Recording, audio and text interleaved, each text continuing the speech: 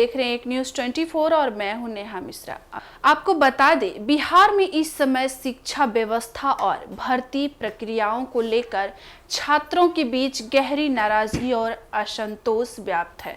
हाल ही में नीट परीक्षा से लेकर बीपीएससी, पुलिस भर्ती और अन्य प्रतियोगी परीक्षाओं में आने वाली अभिनेताओं और धांधलियों में युवाओं में गहरा रोष पैदा कर लिया है।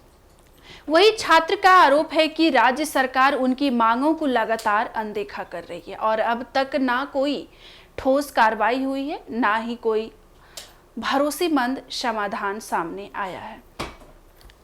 तो ऐसे समय में जब छात्र बड़ी संख्या में न्याय की मांग को लेकर आवाज उठा रहे हैं, बिहार होमगार्ड की भर्ती प्रक्रिया से जुड़ी एक अहम खबर सामने आई है।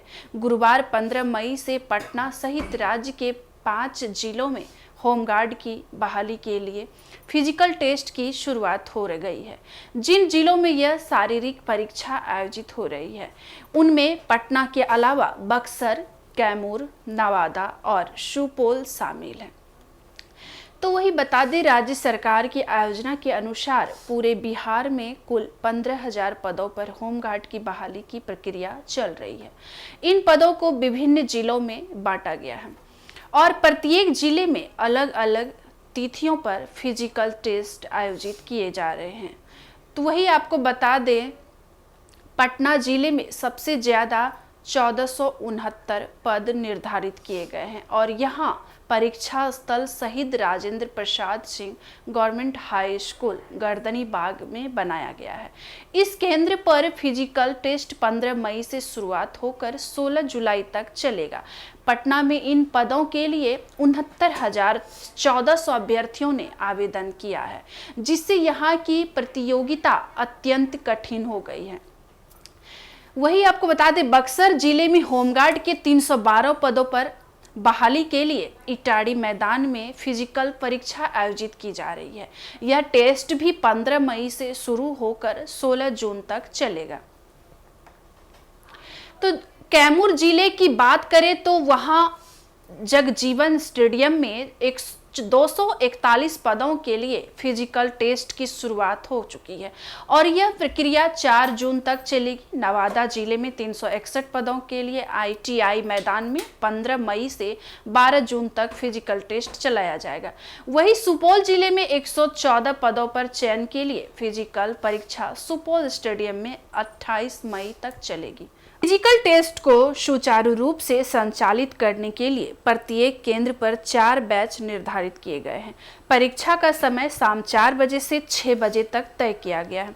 पहले बैच की शुरुआत ठीक 4 बजे होगी, जबकि अन्य बैचों को आधे घंटे के अंतराल पर बुलाया जाएगा। परीक्षा में भाग लेने के लिए उम्मीदवारों को कुछ जरूरी दस्तावेज अपने साथ लाने होंगे। सबसे पहले एडमिट कार्ड पर उम्मीदवार का स्पष्ट फोटो होना चाहिए। इसके साथ ही आवेदन के साथ अपलोड की गई फोटो की मूल प्रति भी लानी होगी। इसके अलावा प्रत्येक अभ्यर्थी को एक स्वघोषणा पत्र भी प्रस्तुत करना होगा, जिसमें वह शारीरिक रूप से स्वस्थ और परीक्षा में भाग लेने हेतु योग्य होने की जानकारी देगा। फिजिकल टेस्ट के सफल संचालन के लिए जिला प्रशासन की ओर से व्यापक तैयारियां की गई है। पटना के जिला अधिकारी चंद्रशेखर सिंह ने खुद परीक्षा स्थल का पूर्व निरीक्षण किया और व्यवस्थाओं की समीक्षा की। पटना में परीक्षा केंद्र पर 4 अलग अलग निबंधन काउंटर बनाए गए हैं। इन सभी काउंटरों पर दंडाधिकारी, पुलिस पदाधिकारी और सशस्त्र बल के जवानों की तैनाती सुनिश्चित की गई है,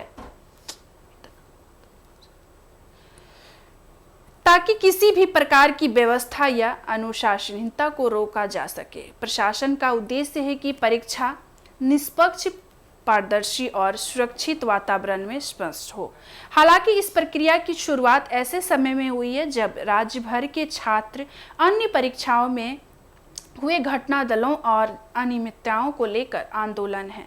वे वह सवाल उठा रहे हैं कि जब उनकी पूर्व की परीक्षाओं में न्याय नहीं मिल रहा है, तब सरकार द्वारा नई परीक्षाओं का आयोजन क्या उनके संघर्षों की उपेक्षा नहीं है? इस स्थिति ने बिहार होमगार्ड की भर्ती प्रक्रियाओं की संदेह के घेरे में ला लिया है। बहुत से छात्र यह मानते हैं कि यदि सरकार पूर्व परीक्षाओं और परीक्षाओं के मामलों में न्याय नहीं दे सकती तो वे नई भर्तियों पर कैसे भरोसा करें। सरकार के लिए यह समय अत्यंत संवेदनशील। एक तरफ छात्र की नाराजगी और आक्रोश है तो दूसरी ओर प्रशासनिक कार्यों को समय पर पूरा करने की चुनौती। सरकार को चाहिए कि वह पारदर्शिता के साथ सभी प्रक्रियाओं का संचालन करे और पूर्व की परीक्षाओं के मामले में शीघ्र निष्कर्ष निकाले ताकि छात्र का विश्वास बहाल हो सके। फिलहाल बिहार होमगार्ड की भर्ती परीक्षा एक बड़ी प्रक्रिया के रूप में शुरू हो चुकी है। जब यह प्रक्रिया पारदर्शी, निष्पक्ष और विवादरहित ढंग से संपन्न हो और इसके समांतर छात्रों की अन्य मांगों पर भी सरकार संजीदगी से कदम उठाए। तो ऐसे तमाम खबरों को आप देखते रहिए हमारे एक न्यूज़ 24 पर। दीजिएगा इजाजत। धन्यवाद।